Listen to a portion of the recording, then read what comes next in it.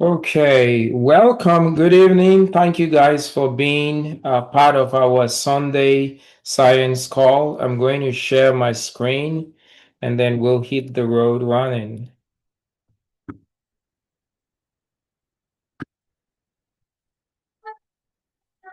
Please, please, co-host, help me in actively getting people into the Zoom as I start.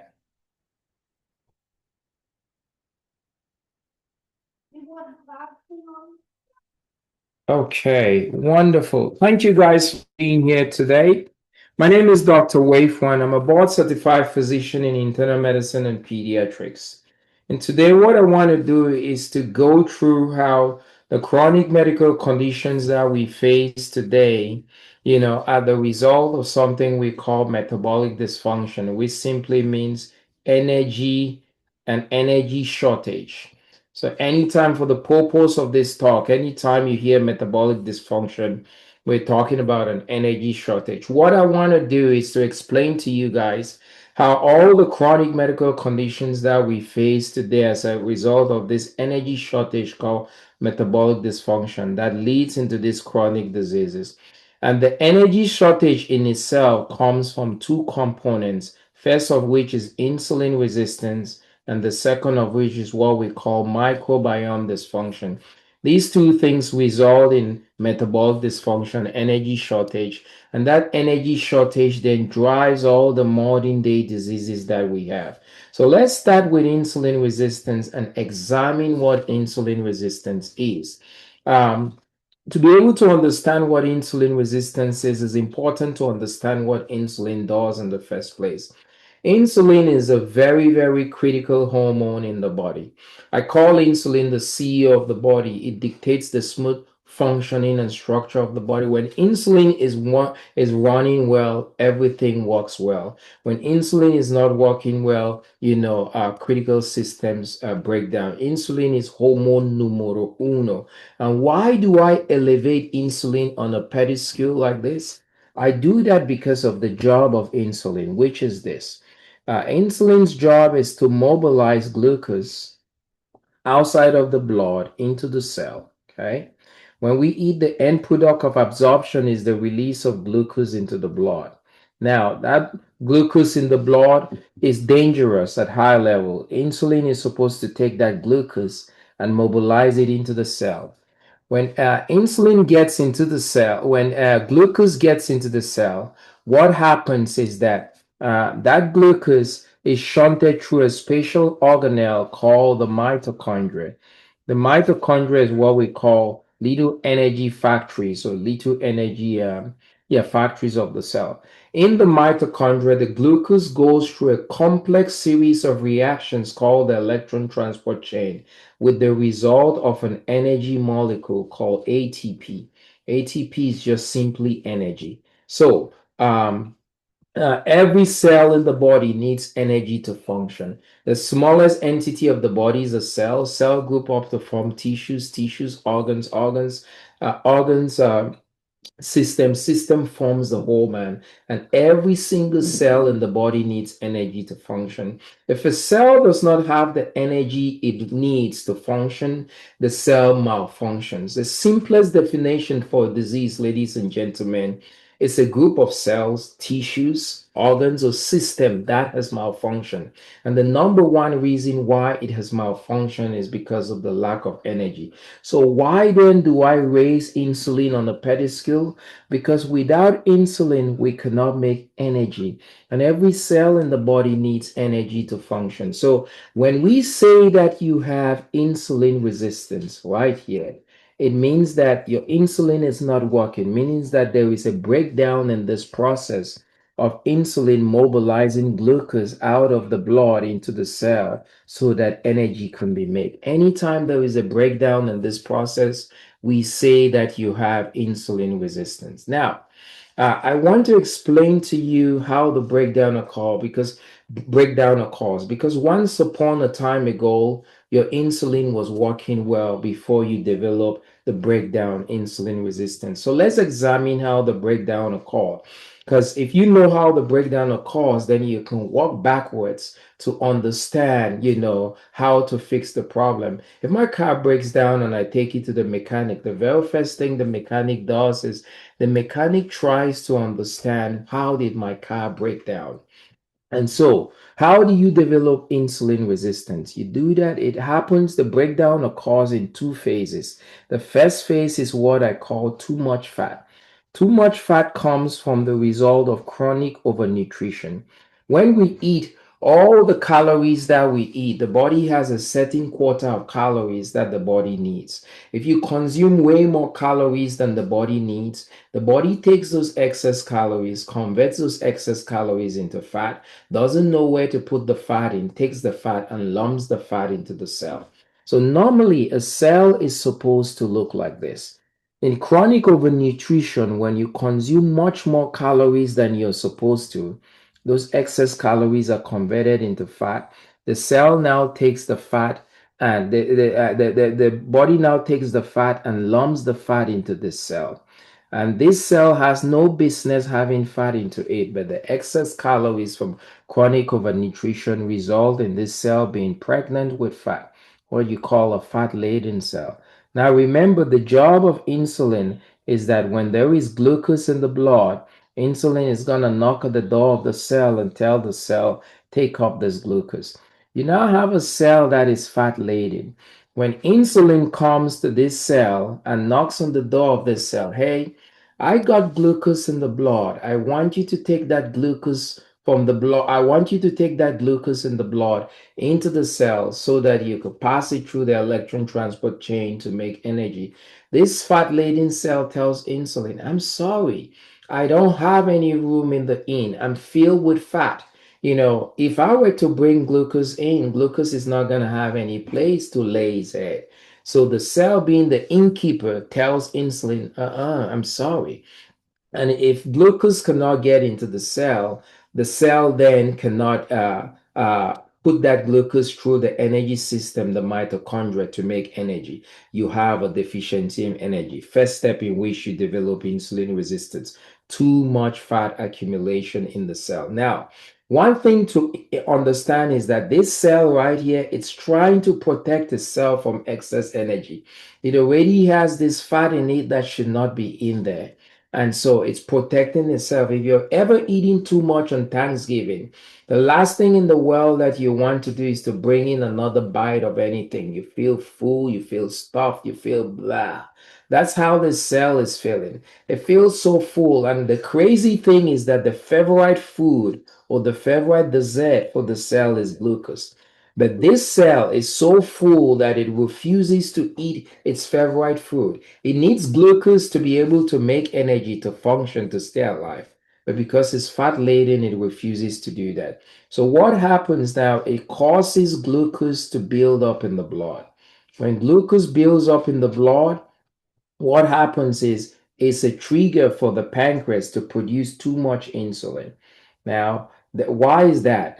There is a one-to-one relationship between the concentration of glucose and the amount of insulin produced. When glucose is high, the amount of insulin produced by the pancreas is going to be high. Now, too much insulin is no bueno. It's not a good thing for the body, for the cell. Remember, I described insulin as, the CEO of the body dictates the smooth structure and functioning of the body. When imagine a CEO of a company who is usually level-headed, running the company well and smoothly, and all of a sudden, one day, that boss or that CEO comes to work. He has gone crazy. He's doing unreasonable things. He becomes a bully and a tyrant. He's yelling at his employees, giving unreasonable demands, coming to your desk saying, you're going to do it my way or the highway, firing people for no good reason. That boss who was once level headed, that CEO who loses his cool and is now yelling everywhere, the employees of that boss lose respect for the boss. And when you lose your respect for your boss, it makes it harder for you to do what your boss asks you to do. You become reluctant to do what the boss asks you to do. So, for example, If I lose my respect for my boss, and my boss comes to me and tells me, Dr. Dieter, we got this project that I want you to take over the finish line. We have to have it done in 30 days. Okay. I've lost my respect for my boss, so I'm not excited to do what the boss asked me to do. I already have a reluctance because I no longer respect him the way I do. But because I don't want to lose my job, I have a family to feed, I'm going to do the job and not do it with all my heart. So if normally I bring my A game to every project, I may give the boss my B plus or my C game to that project. Let's translate that to the cell. When insulin is running too much, insulin becomes a bully and a tyrant to the cell. It's normally supposed to be the CEO that dictates the smooth functioning of the body. But when you have insulin running high, he's a tyrant and a bully. The cell loses its respect for insulin.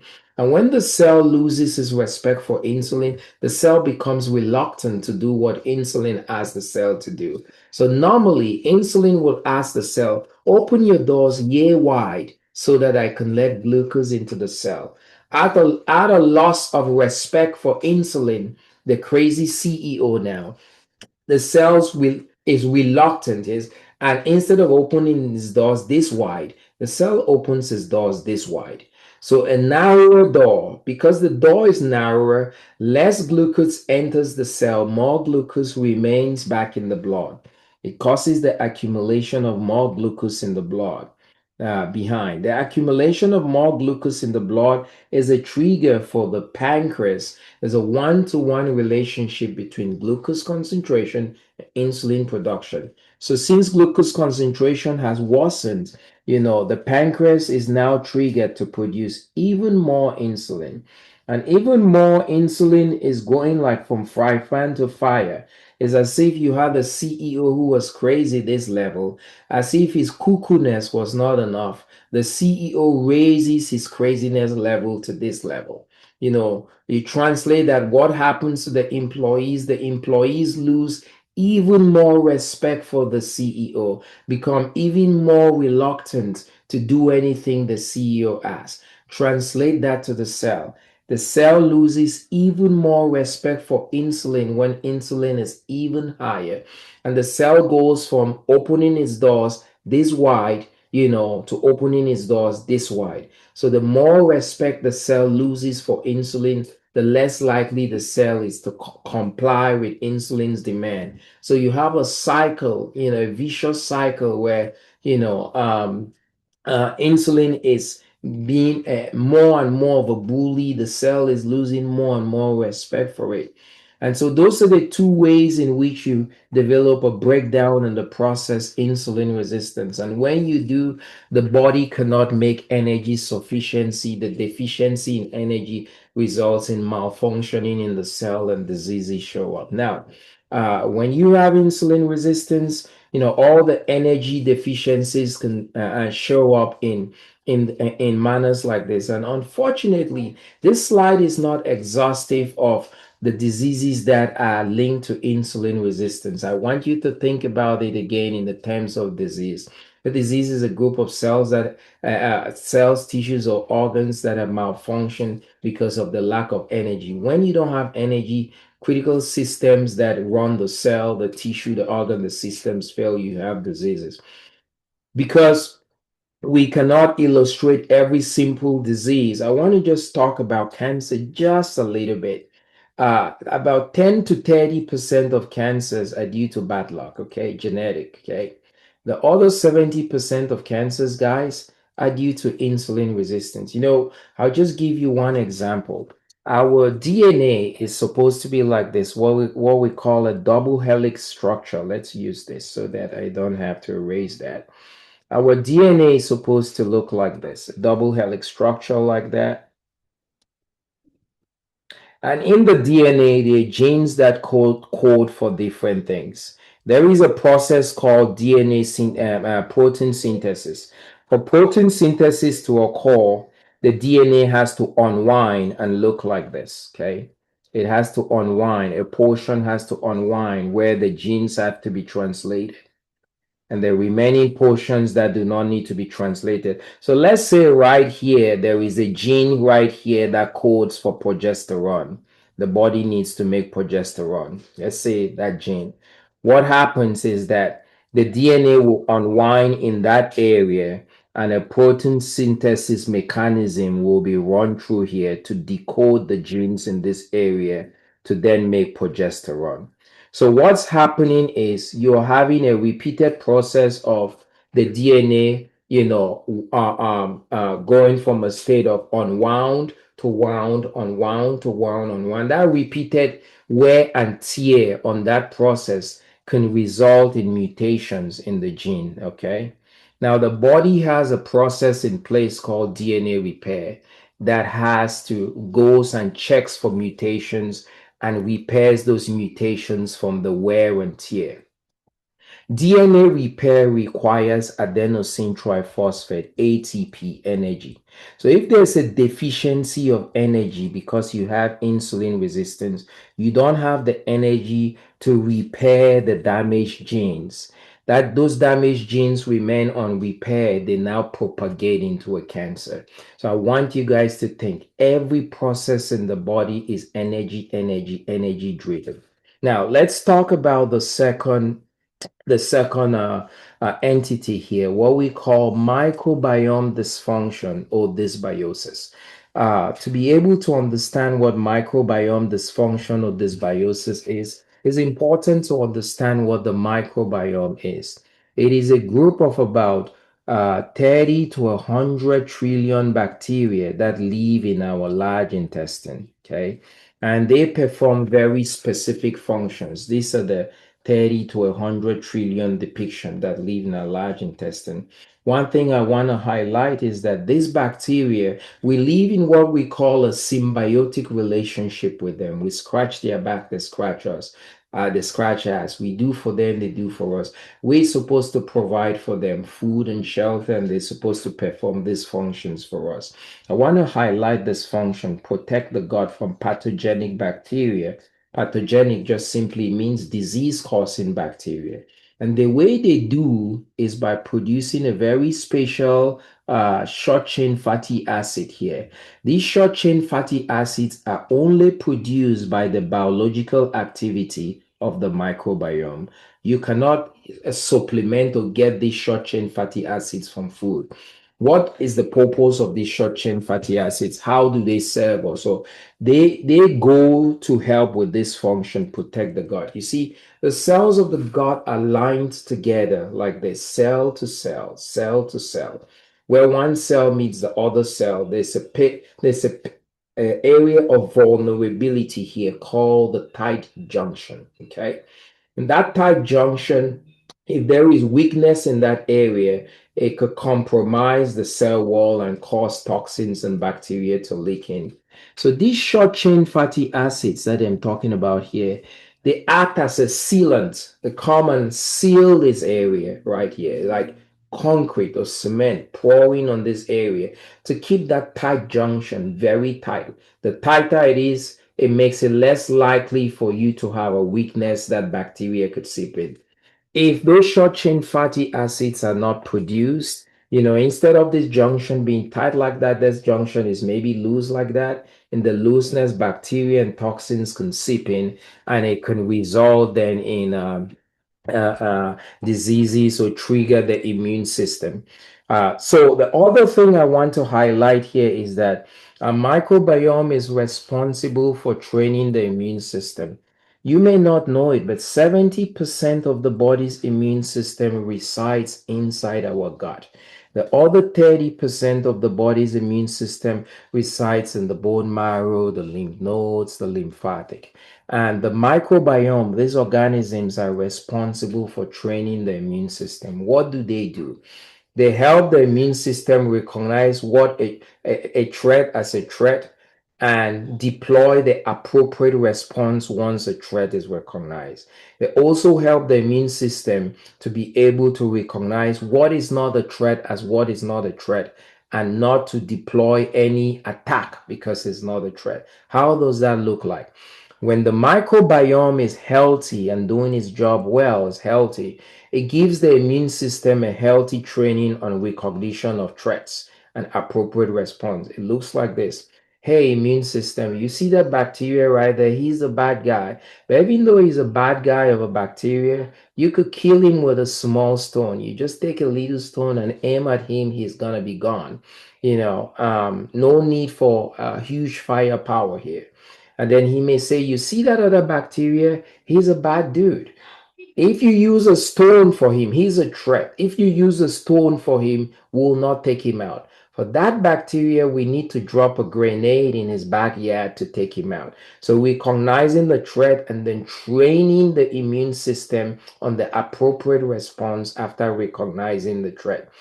It also tells the immune system, look at that guy right there. The immune system say, what guy? I cannot see the guy. And the microbiome says, look well, look at the guy. And the immune system says, I cannot see what guy you're talking about.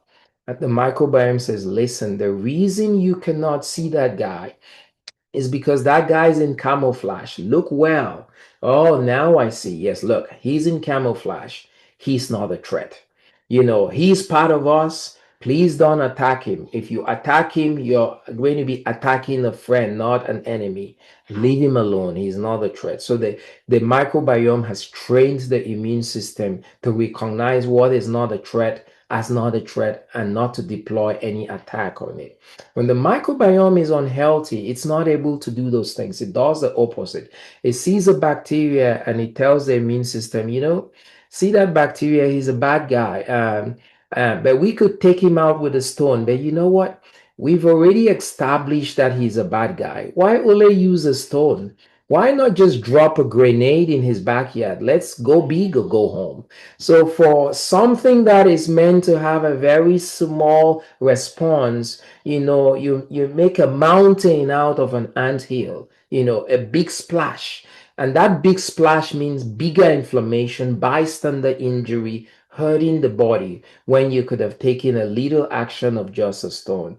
When the microbiome is unhealthy, what it does, it radicalizes the immune system to be trigger happy, to be hot tempered, to be ready to pick a fight.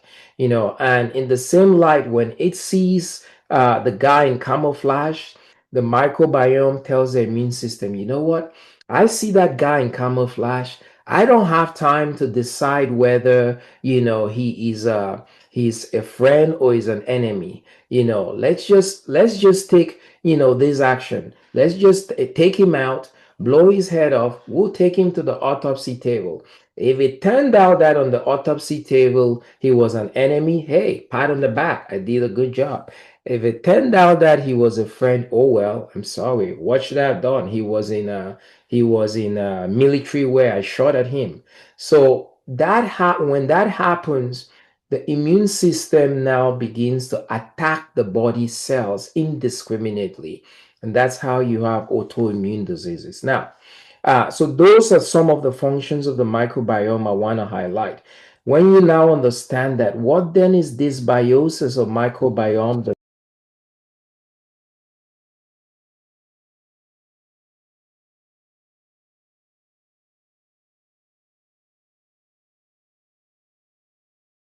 Unmute. Okay. You see, I lost you guys there. Let me share my screen again. What happened? I'm sorry, I don't know what happened. Maybe a network glitch because I had to readmit you. You had to readmit me? Okay. Mhm. Okay, I'm sorry for that.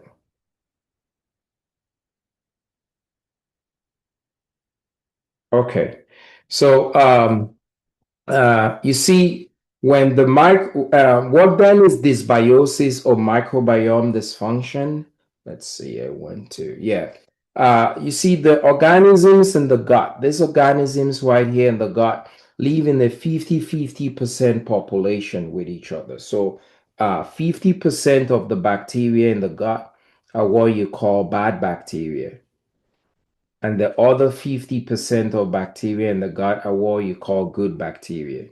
They operate in they operate in a 50-50% balance. They balance each other up. We say you have dysbiosis when there's an imbalance in that microbial population. Let's say 70%, the bad bacteria increase in number to 70% and the good bacteria decline to 30%. You lose that 50-50 balance. And when you lose that 50-50 balance, where the good become high, the good become low and the bad become higher, we say that you have dysbiosis. Now, what causes that to happen is the shortage of food. And the food for the microbiome is fiber. So when there is a shortage of food, survival of the fetus sets in. When survival of the fetus sets in, the bad bacteria are the stronger bacteria. And what happens is the bad bacteria in their strength, they're going to hoard the little food that is available. They hoard it to themselves, and then they say, you know what? Because there's not enough food to go around for us, the bad guys and the good guys. Let's increase our army so that we can keep a hold on this little food that we have, and they go up to 70% at the expense of the good bacteria. And when you have that, we say you have dysbiosis, that imbalance. And when you have that imbalance, it drives multiple illnesses: Hashimoto, autoimmune disease; lupus, autoimmune disease; the microbiome that has trained the immune system to now be radicalized or hot-tempered, attacking the body cells. Multiple sclerosis, also an autoimmune disease. So I want to highlight this other issue right here, to these two diseases on at the bottom there, anxiety and depression, because I think I found it to be very surprising when I learned about this biosis, that anxiety and depression were as a result of the gut, coming from the gut. You see, there is a hormone called serotonin. Serotonin is our happy hormone, and that happy hormone that maintains our mood. 90% of that hormone is produced in the gut. 90%. The other 10% of serotonin is produced in the central nervous system. So now, when you have an unhealthy gut dysbiosis, and you cannot have that 90% being produced of serotonin, you now have only 10. No wonder you have anxiety and depression. So the gut holds the key to, what we call the gut-brain axis, holds the key to, some of the psychiatric illnesses that we're dealing with today. Even kids who have ADHD, it's related to the gut. Now, unfortunately, this slide again is not Unfortunately, this slide is not exhaustive, as to all the issues, that can come as a result of this biosis. We cannot find a slide big enough that can encompass all of this. So the big picture that I'm trying to drive here is that this biosis causes many irregularities that result in these diseases. This slide here, I call the metabolic sequence of inflammation. Insulin resistance and dysbiosis leads to energy shortage. That energy shortage causes oxidative stress and injury to the cell. When a cell is injured, a cell will cry out to the immune system. When a cell cries out to the immune system deploys an inflammatory response. When the inflammatory response gets to the cell, it's fighting smoke in the cell, whereas the fire began. Oh, what happened here? Whereas the fire began 2 houses away at insulin resistance, spread to metabolic dysfunction, spread to the cell. So when the immune system comes to the cell, it's seeing the problem, and it sees smoke. It doesn't see the problem. The problem is not solved. This issue continues to occur, and you have a process where you have chronic inflammation being triggered, and that chronic inflammatory state is at the heart of the diseases and the symptoms that we have.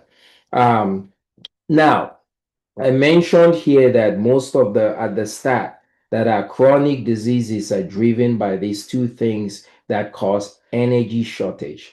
There is now very strong metabolic evidence that If you reverse the insulin resistance and reverse the dysbiosis, the two things that resulted in the energy shortage, you can restore the disease, reverse the disease condition. And I usually like to give this analogy of a car that runs out of gas. The car stops because its fuel source is gone.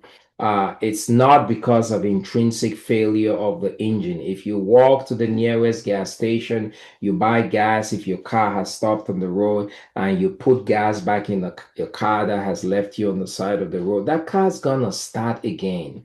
And it does so because you have restored its energy. So it is with the body. The science is now overwhelming. It's that simple but that profound. The science is now overwhelming that if you restore the energy shortage that led to the dysfunction that led to these diseases go away.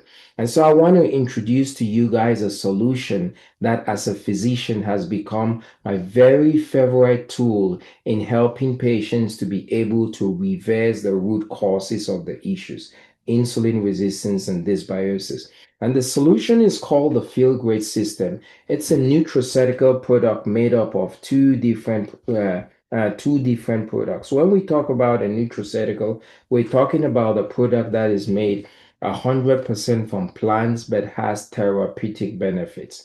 And there are two things in the Feel Great system, a product called Unimate and a product called Balance. Unimate is made from a plant native to South America called the yerba mate plant. This plant is very rich in a special phytonutrient called chlorogenic acid.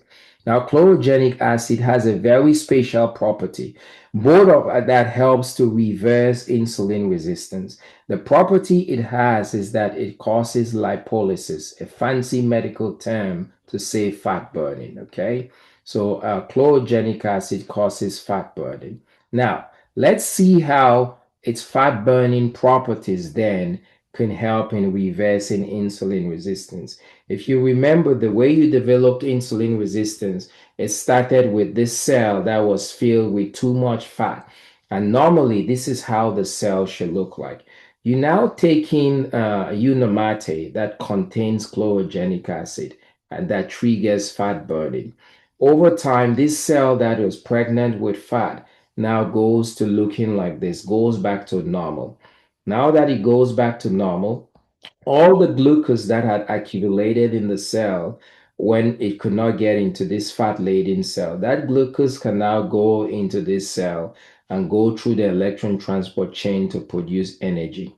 Because the disease was a shortage of energy, you're restoring that energy, that energy shortage, you're reversing that disease. So Unimate, by consuming that, because of its fat burning properties, goes and causes this cell to become like this cell. Now, the good thing is once this first process is reversed, you free this cell, it becomes normal. It causes the resolution of the second thing. Remember, when you had too much glucose that accumulated in the blood, it was a trigger for the pancreas to produce too much insulin. Remember the one-to-one relationship between glucose and insulin.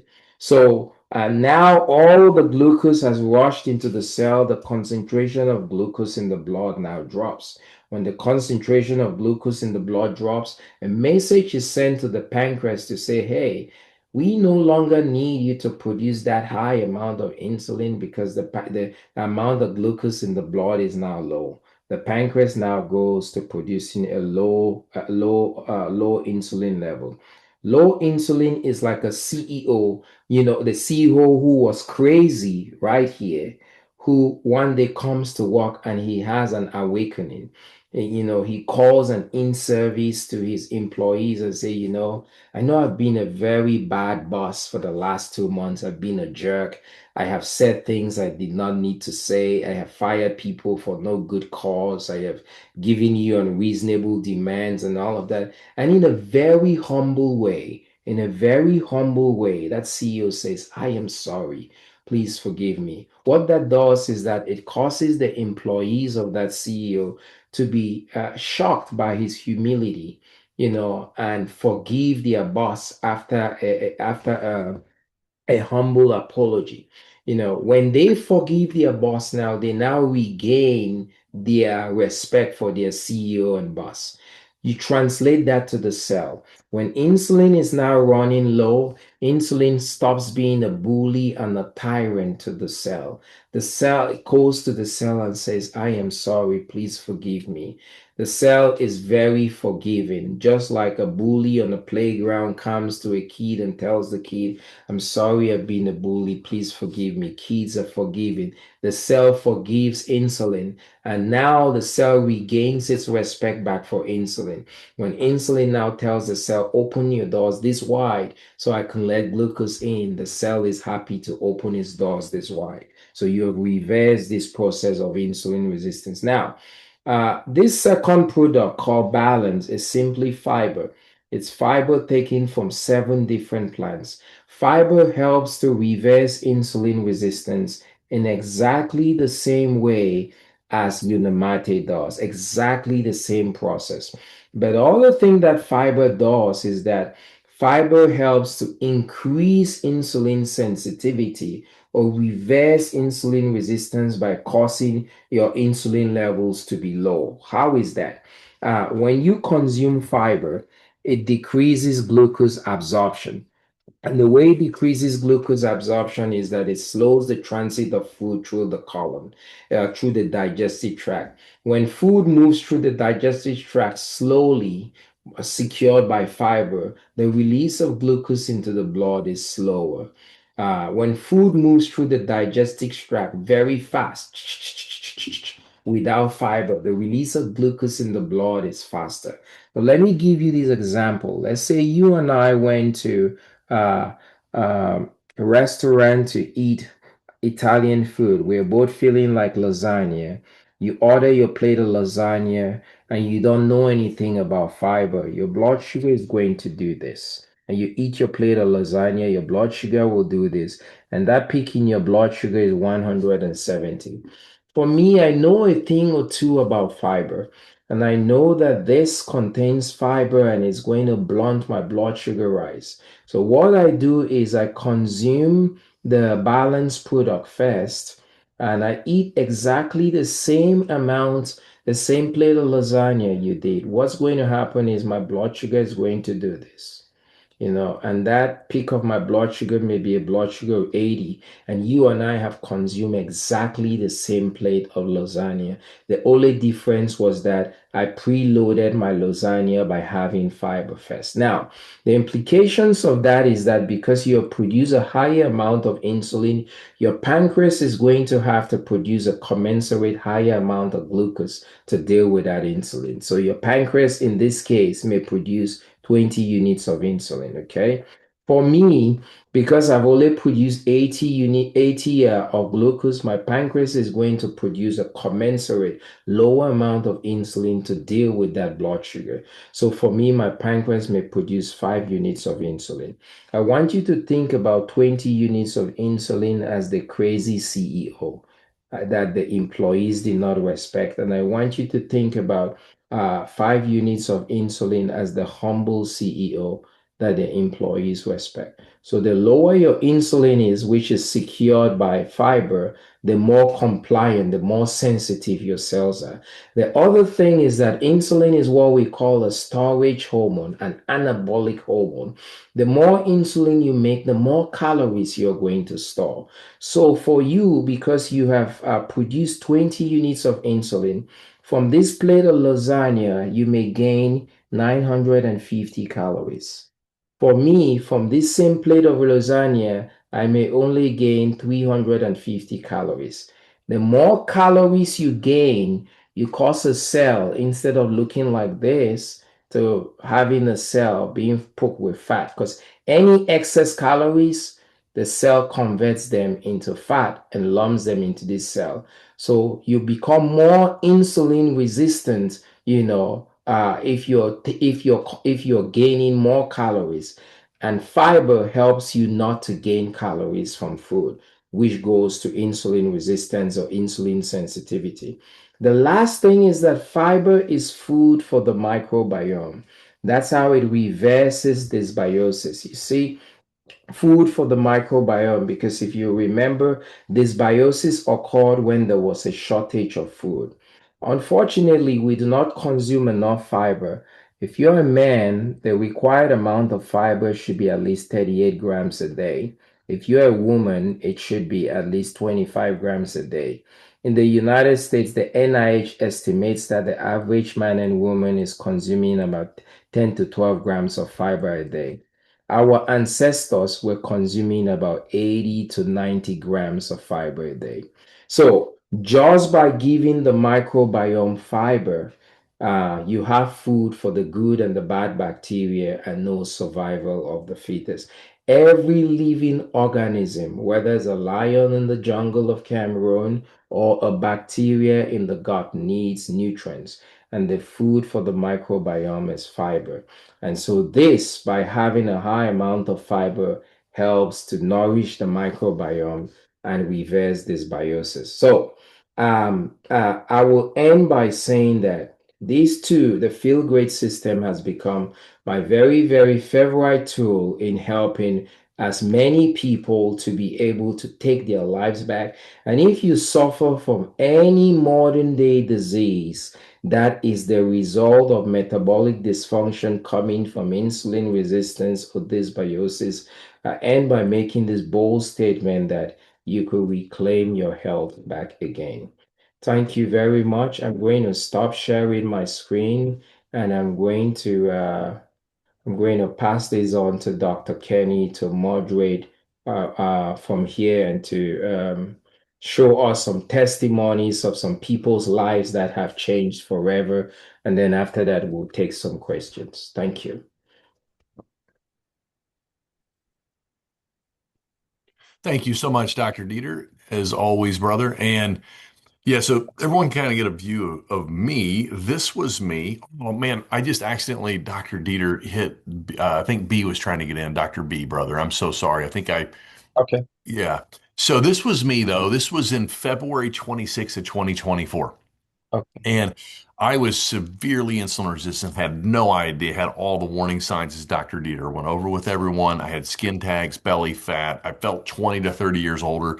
My joints were inflamed. I had high blood pressure and high cholesterol, and I was a disaster. About a month and a half later, I ended up in the hospital, and I was there for almost 2 months and nearly died two different times. When I got out of the hospital, I was fortunate enough to find this protocol, and this was me 35 days apart. Now, in doing this and understanding and reversing my insulin resistance and detoxing the liver with this protocol and feeding the gut, as Dr. Dieter went over, I was able to drop, I think at the time it was around 50 pounds. I honestly don't even know what I weigh anymore. I've added muscle, testosterone, all by fixing insulin. My fatty liver's gone, my sleep apnea is gone, and my cardiac AFib's gone. Now, this right here is Keith, who will be having share. And Keith, this is a type 2 diabetic foot ulcer. And Keith actually was pronounced dead for just under a minute this year from this diabetic foot ulcer. And we show you this to show you the reality of what we're actually doing with people with this protocol. Now, I have a question for everyone. If you saw the couple on the right side, that's supposed to be going into their golden years, and you saw them to the left, would you ask them what they had done? Right? I mean, we literally create some social media content saying that 90 days you'll look unrecognizable. And when people join and they get this product, the company actually provides them with this bottle. And when you start sipping this tea when you're not fasting and drinking the fiber when you are, people will ask you what you're doing. You transform. And they get the same discount price you get as a customer when you share this, but you get a $10 coupon as our company's way of saying thank you. So this right here is a gentleman I met who drove an hour to share his testimony. John, the picture on the left, had insulin resistance so severely that he had developed fatty liver, had never drank alcohol in his life. He also had triple digit high blood pressure numbers, and he also had sleep apnea so bad he was waking up the neighbors. These were 6 weeks apart. He had dropped over 60 pounds, reversed his fatty liver, his sleep apnea was gone, and he's off his blood pressure meds. Now, this is our own Dr. Dieter here. I had him beat, I outweighed him. I think, Doc, you said you were 220, I think, in the picture on the left, brother. And Doc, That's correct. was that correct? So That's correct. I What was was a that? picture. I was a picture of health. I was Oh, 220. I was pre-diabetic. I had brain fog and high cholesterol. You name it. My thighs look like that of a sumo wrestler in that picture. That's 2019. wow. Now, 6 years go by, Dr. Dieter's in the middle, and you were running, I think you were saying 2 to 3 times a week, pretty long distance, weren't you, Dr. Dieter? That's correct. So people ask a lot of times, why not just fast? And hey, we absolutely promote fasting. I mean, there's no doubt you can see the transformation. Look at the picture though in the pink sport coat. That's 2 months on this tea and fiber. And that's how powerful this protocol is. Now, this is a friend of mine, Colleen. So I want to show you sustainability. I want to show you simplicity. When I was in practice, I saw human behavior really quickly. And if things aren't simple and sustainable, people don't do it. And if you're on this protocol and you found it simple and sustainable and it's changed your life, feel free to put S&S in the chat, right? So Colleen, though, was on, I believe, and I don't want to misspeak her, I think she was on 6 different medications. The picture in the left was a year on the protocol. She was off her metformin. Her diabetes was gone. She was also off of her statins, and she was on 1/4 of a thyroid medication. Complete transformation in this woman. This is our friend Deb. Now, Deb in the picture on the left was a size 12, severe insulin resistance. She was getting headaches, low testosterone. Her doctor was going to put her on a quarterly injection. It was going to cost her, I think she said around 500 to 600 bucks a month. Told her it probably wouldn't work. She also had allergies and she had also IBS. And this right here was Deb in 7 months time frame. She was able to drop to a size 4. Her headaches are gone. Her allergies are gone, all related to gut dysbiosis, as Dr. Dieter just laid out, and her IBS and autoimmune disease gone. Now, this is Angelita. She's a nurse practitioner, practices in the Fort Worth area. Her husband is a pharmacist. I call him Dr. GQ. He looks fabulous, but he makes drugs for a living, right? Angelita was on 6 medications every day for 10 years. And this is her on the left. She was on 5 for GERD and IBS, all showing gut issues. As Dr. Dieter, laid out, serotonin, your happy hormone, is made in your gut. And in 2 weeks, Angelita got off of an antidepressant and all 5 of those other GERD and IBS medications. And this is why your mood on this protocol is so much better. Now, I like to show this one because there is some natural occurring caffeine in the protocol, right? In the tea. Now, this is a box from Canada. So these products are Health Canada approved, which actually means something. But do you notice how in the lower left corner it says low energy? And that's because there's theobromine in the tea. Now, I had cardiac AFib when I had started this. I wasn't supposed to have caffeine. I had zero issues. And what I've read and studied through the research is when people get stressed out and you grab for that chocolate, you're really grabbing for theobromine. And it's the theobromine in this tea that trumps the epinephrine hormone response you would normally get with caffeine. So this right here is another diabetic foot ulcer. And as you can see, this was literally just a hand. This is like a month and 9 days apart, complete healing of this. And so here's Keith's before and afters all the way through 3.5 months later. And this is Chopper. Now, Chopper in 2 months reversed his type 2. I think he said he was down around 40 pounds, and his wife's hormones have completely rebalanced, and his post traumatic stress syndrome is vanished. And so this is a Pastor Keith. Keith has lost, Chris, Pastor Chris. I think he said he had lost 85 to 90 pounds, reverse type 2, and he's off all of his medications. So, Dr. Dieter, I'm going to give up the stage for Keith to kind of share his testimony. And thank you for having me. I apologize for being on late. We're doing Thank family you. Christmas. So, thank you, brother. Thank you very much. Very much. Yeah. Keith, please Thank you, tell us. Dr. Dieter. Thank you, Dr. Kenny. Before I started the protocol, like Dr. Kenny said, I was type 2 diabetic for 25 years on varying levels of insulin, 95 to 98% of that time. Um, my health was failing in 18. Autoimmune started cropping in, which left me with uh, horrible wounds on my shins and feet, as you saw in the pictures. My blood pressure was out of control. I was on 4 different blood pressure medications. And it kind of went downhill from there until I died in January of this year because of that foot ulcer went septic. Um, and so when I came out of the hospital, I, like Dr. Kenny, I had cardiac AFib. And I didn't think I was going to be here. I I almost shouldn't be here, but I know why I'm here.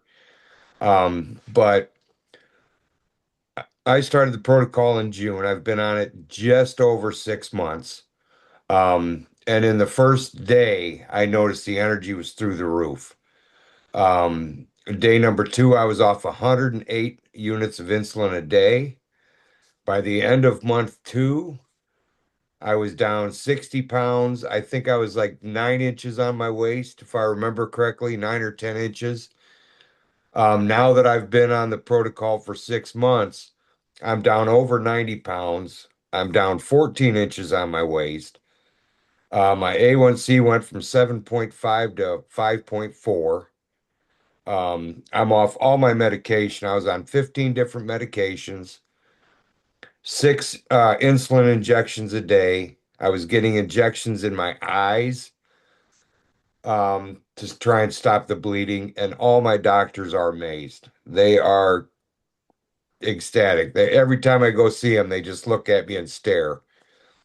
In fact, I just moved to Florida, and when I got my driver's license, I actually thought it was the wrong person on the driver's license. I didn't even hardly recognize myself. And I just got home from traveling, and it's nice knowing that I was talking to my daughter, and she had mentioned, well, I was planning end of life stuff, and she had mentioned that she hadn't even thought about it in over 6 months since I've gotten so much better, and I got to spend a lot of good quality time with her and my grandson, and it truly saved my life. So, I mean, Dr. Kenny, thank you for sharing it. So great, grateful we found you, man. God bless your daughter now, having a grandbaby being raised by you, because I've kind of got to know you over this time frame. So God bless that little guy. It should prove to be interesting. Oh man, I'm so happy for you, brother. And Keith, this summer, I mean, I spoke real quick. I want to share this. I was speaking in the Midwest, and you drove an hour and a half, two different times, two different directions to share your story and your testimony, right? And that's one thing that Dr. Dieter, I mean, Dr. Dieter, thank you so much, man, for spending this kind of time away from your family and your kids every Sunday night, every Monday night to really teach people, because you never know the impact on someone's life that this is going to make, guys. And we literally have something that saves lives.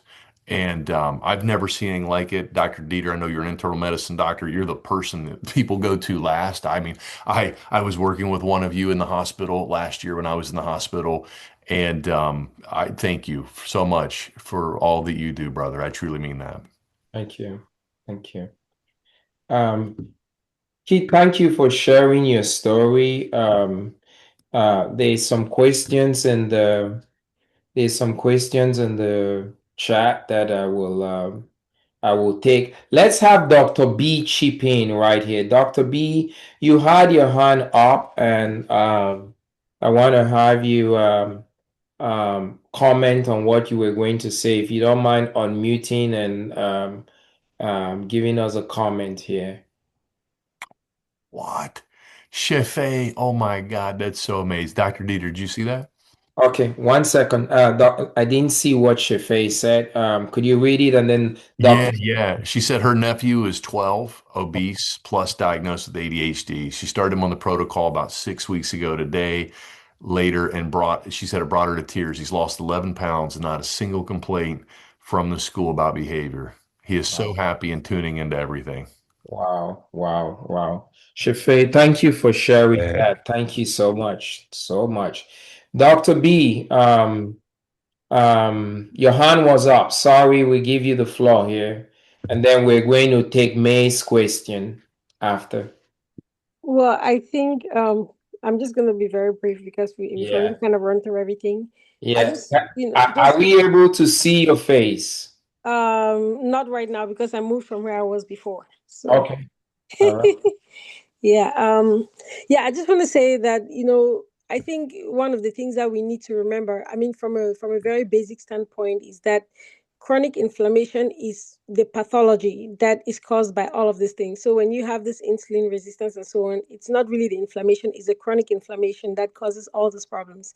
And so when you look at the symptoms of inflammation, it helps you understand why people feel so much better after they get on the protocol.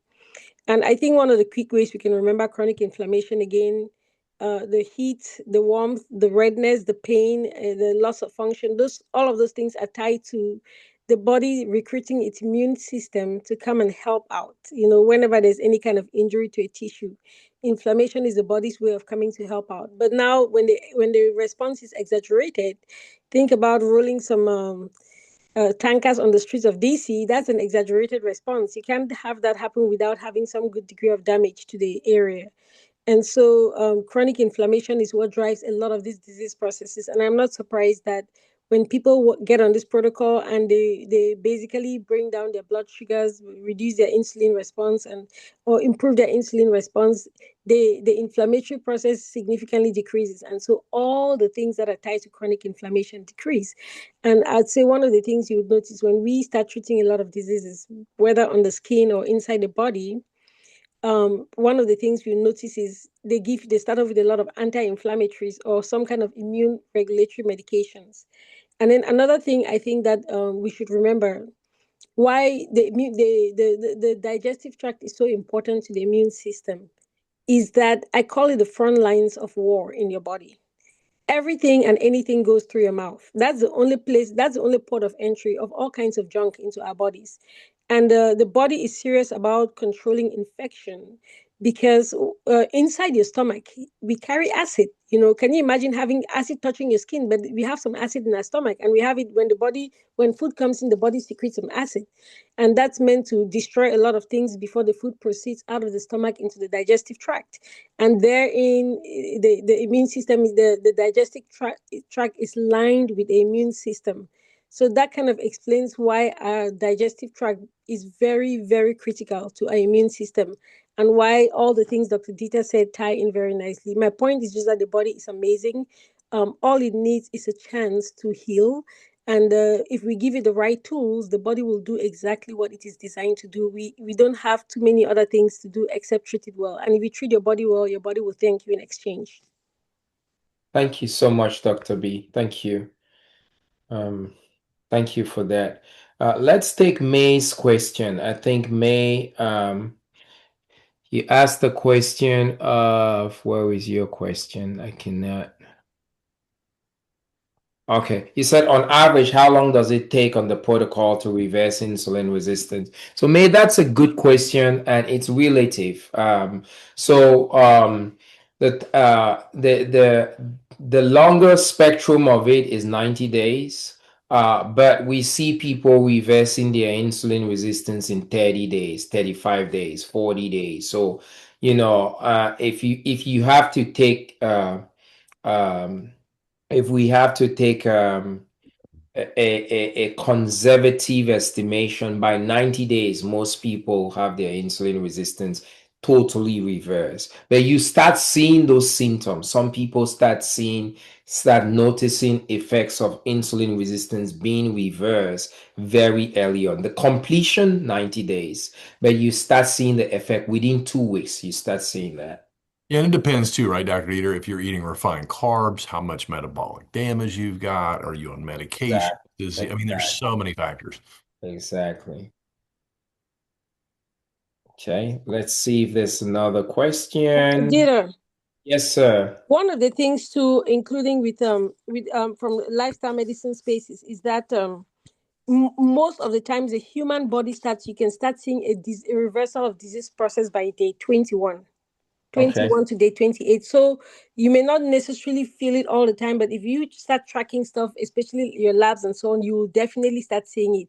And then over time, the effect is just compounding. So it only Yeah. gets better if you keep Yeah. doing the right things. Yeah, yeah. That's a very good point because I remember a study done in Tanzania, of feeding people just healthy food for 14 days. And in those 14 days, their inflammatory markers went down significantly. So that's a very good point.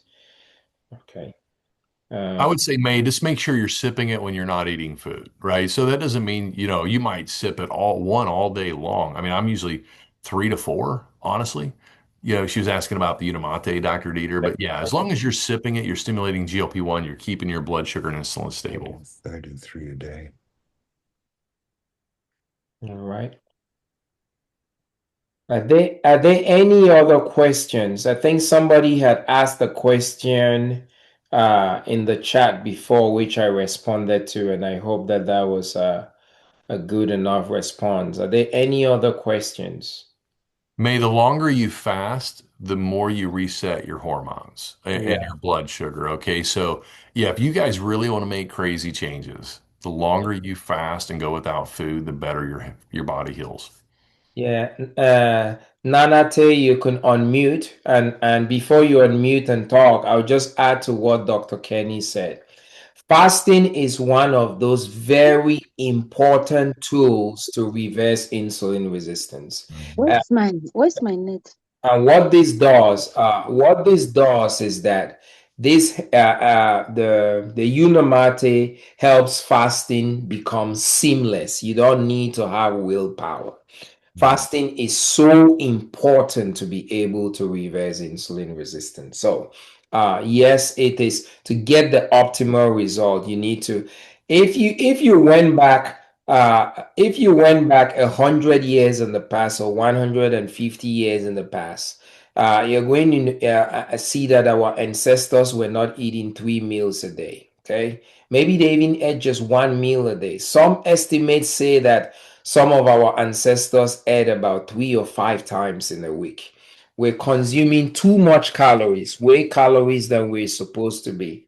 We're eating more than our body demands, and just fasting, dropping 1 meal is very huge in fighting insulin resistance, and the Unamate helps to be able to make that seamless. Let's take yes. A quick thing just to encourage people with the fasting thing too is this, right? um I when the reason why we have obesity is, again, we have excess calories.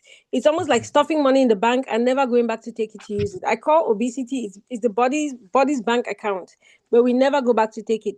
When you are fasting, the body now resorts to those stores. So all these other things we use help to enhance the process. But when you fast, the body now, instead of working on newer calories that are coming in, the body says, okay, I'm running out of calories. Let me go back into ketogenesis, which is exactly what all these keto diets do, except that they're very aggressive and harsh on the body. But that's really what Send happens. you It's a gentle way of information getting on the how to body use it. to burn those calories that have been stored up in the form of fat. And when you get rid of the fat, your body just says, thank you. Thank you for that. Thank you for that very, very much. We have Nanate Free Fry. If you don't mind unmuting and talking, whatever your question is, we'll take that. Dr. Kenny had to run, but we appreciate him coming to help us. Go Hi. ahead. Thank you. Yeah. Hi, everyone. Yeah, this is Nanette. Okay, Nanette. I'm the one that asked the question about my mom. Like I said, she has type 2 diabetes, and Mhm. she's already frail. Like, she's lost a lot of weight, and she doesn't Mhm. look healthy. Like, yeah. Uh-huh. And I want to get her the system, but I'm concerned about her weight. Okay. And I think you explained something about the reverse something, the reverse method. I don't understand what that means. I Okay. think you responded to that. So if you could elaborate on that, I appreciate it. Sure. So, there are people who have metabolic dysfunction and don't have a weight issue. So, what this does is this goes to reverse the energy shortage, the metabolic dysfunction. So, if you have metabolic dysfunction and one of your symptoms are weight, when the metabolic dysfunction is reversed, the weight is going to, be addressed. There's some people on the protocol who have diabetes, metabolic dysfunction, that the energy shortage, and are frail like your mom, and even need to gain weight. What we see in those people is that as they restore metabolic function, they're able to gain the weight that they need to gain. They don't lose weight, and our body is very smart. It knows what weight we need to be. It knows when we are overweight. It knows when we are underweight. It knows when we need to stay. For example, the picture of me that was shown, I have remained at the weight that I am now for over 7 months. Okay, I lost 14 pounds, and I have continued to take the product every day, and have not lost another shred of weight because my body knew the weight that I needed to be at, and when I lost it, I have maintained. For the reverse, people who do not need to lose weight do not lose a single shred of weight. In fact, those people, when they reorder their metabolism, those people who are on the frail side and need to gain weight actually gain weight using that. So it's a very common question you ask. But what I want you to understand is that this is not a weight loss medication, or this is not even a medication. This is not a weight loss product. It is a metabolic reversal product. When you have metabolic dysfunction, that energy shortage, you could have a varying degree of symptoms. There are many people who are unhealthy and are not overweight. They have metabolic dysfunction and they're not overweight. It can address those things without further worsening their weight. So I'll not be surprised if your mother, being on this, will be able to gain weight if she's on the frail end of things. Does that make sense? One second. Yeah, thank you very much. It does, but is she supposed to take the Unimate to, like, is she supposed to do is it the one pack before, that's for the fasting, and then is she supposed to do the balance too, or there's going to be maybe a reduction in the dose? Is it going to be the same? Yeah, there shouldn't be a reduction in the dose unless you're trying to slowly transition to decrease maybe a caffeine side effect, or to decrease maybe because when you start the fiber, what some people realize, depending on how bad your gut health is, some people have constipation, bloating, or whatever you. In those people who have very significant dysbiosis, we recommend from time to time to decrease the dose of the fiber, half a sachet, for 1 week, and then graduate to a full sachet. So what I would recommend your mom to do, if you were to start this for your mom, you wake up in the morning, you make a bottle of the Unimate, in that morning period, 4 to 5 hours until noon. She's sipping on it every 10 to 15 minutes, to fast. And then at lunch, she breaks her fast. After you break your fast, this is what I do. Even after I've broken my fast, at lunch, after lunch, I make the second bottle of my Unimate, and I continue to drink the second bottle of my Unimate. You only need to fast for 16 hours, okay? You could continue drinking the second bottle after you've broken your fast and still have the benefits from it, which is what I've been doing since I've been on it, until 4 o'clock, 5 o'clock, the same time frame, every 10 to 15 minutes. So you want your mother to take 2 servings of the Unimate a day. Now the balance is supposed to be taken once a day at the heaviest meal, because on this protocol, we recommend you reduce to 2 meals. You're fasting 16 hours, so either lunch or dinner. So if lunch is your mother's heaviest meal, the meal that she consumed the most calories, then she will take the fiber, the balance, 5 minutes before lunch. If dinner is her heaviest meal, then she will take the balance 5 minutes before dinner. Does that make sense? Yes, thank you so much. Appreciate it. No Miss problem. Nanette, Dr. Yes, Dieter, please.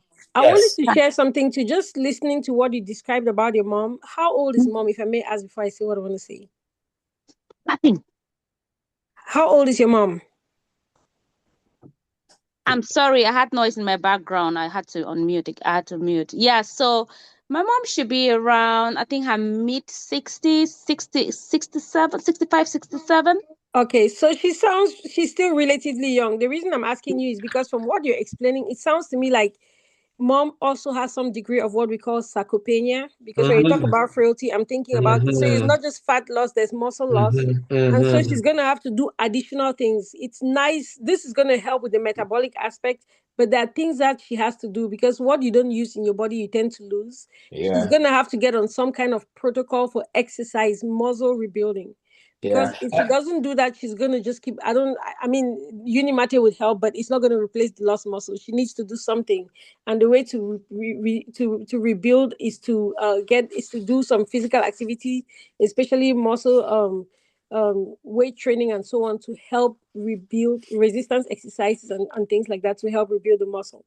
And Dr. B, what I want to add to what you're saying, insulin resistance causes sarcopenia. When Mm-hmm. you're insulin resistant, it prevents you from building muscle. Age is also a factor in sarcopenia. Once you start reversing insulin, it helps you to be able to build muscle. You have some strength, and then you can go ahead and do what you need to do to get. So ma'am, the point was just that I don't think you should lean only on one thing. There are a bunch of things she's going to need to work on, but you want to take it one step at a time and get her into some wellness program or some anti-aging program so that they can help her put on a protocol. Hmm. Okay. So if she starts with a system and then she's doing because she's actually doing she exercises a lot already. What else? Well, how What kind of I don't exercise does she do? she Hope goes she's not doing too much cardio. She needs to be doing more strength training Exactly, because she than needs things that are than going to than challenge her cardio. muscle. Yeah. Yeah. okay. And that's what a program would help you do, is basically just set her up so that she can do stuff that would help with muscle building, which is strength training and so on. Cardio helps with endurance, but she needs more strength training. Mm-hmm. Okay. Yeah. Hmm. All right. Thank you. You're welcome. No problem. Do we have any other questions?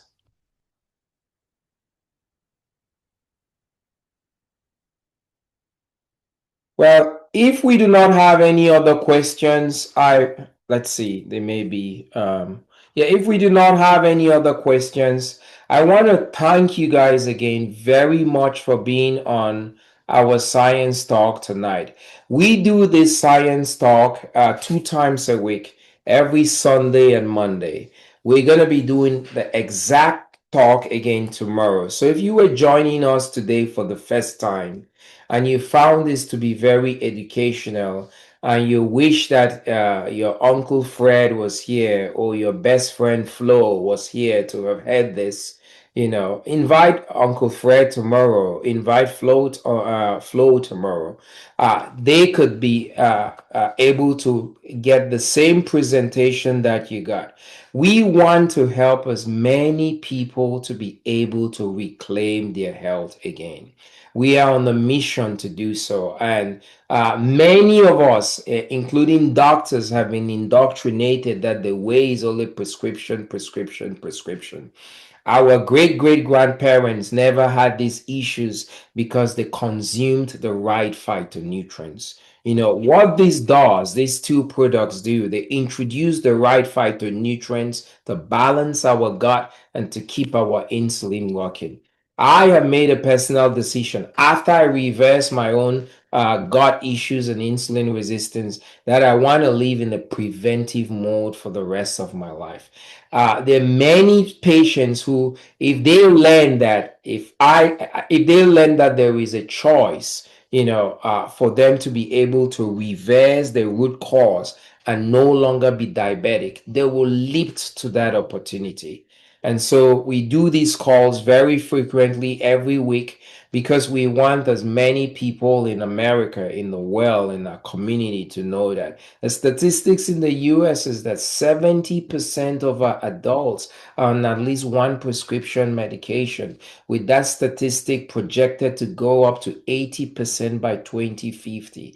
And people don't think that they have another option, just meds to manage their symptoms. Imagine if your brother or your sister or your uncle or whoever you know that is close to you, or that could be you, could live a life without diabetes if they had diabetes and never be on medicines because they've reversed the root cause, or to live a life without PCOS and never have to, worry about the irregular periods, or you name it, migraines. I do believe that if every reasonable person, if given two choices, choice one will just put you on medicines to manage the symptoms but not have a cure. Choice two, we're going to address and crush the root cause so that you have a permanent solution to your issue. I do believe that every reasonable person will take choice two. And so we are always looking for people to join our team, looking for people to partner with us to help as many people know that choice two is available. And thank you guys again. I look forward to doing this again tomorrow and having you guys invite as many people as possible in your sphere of influence, who you would wish could have been on this call today to listen to what is possible, to hear these testimonies. And if you were invited by anybody and you've made the decision you want to get the product to help your loved one, to help yourself, get back with whoever invited you. They can get you started.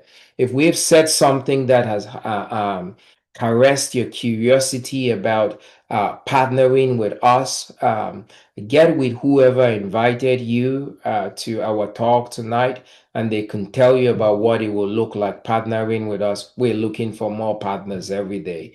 Thank you guys, and good night, and look forward to seeing you again tomorrow. Good night. Thank you, Doc. Thank you.